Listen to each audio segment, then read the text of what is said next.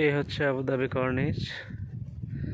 এখন ভোর দুপুরে এখানে কেউই থাকে না, কিন্তু রাত্রে সারা রাত্র এখানে প্রচুর মানুষের সমাগম থাকে। সবাই এখানে এসে সময় কাটায় পুরো রাত্র। দিনের বেলা কেউ থাকে না, কারণ দিনে প্রচুর গরম। এখানে অনেক মানুষ থাকে রাতের বেলা। দিনে নির্জন এলাকা, রাতে আসলে বোঝাই যাবে না যে দিনের বেলা এরকম থাকে। ফাঁকা জায়গা,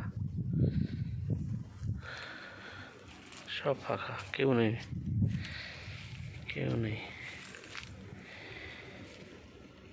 সে আবুধাবি কর্নিচ।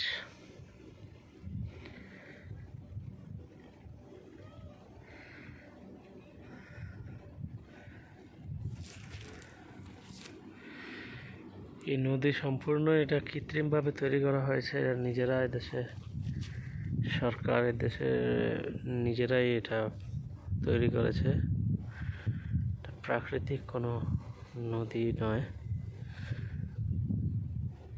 এটা সম্পূর্ণ কৃত্রিমভাবে তৈরি করা হয়েছে পর্যটকদের জন্য। এটা আবুধাবি শহরের মূল কেন্দ্র।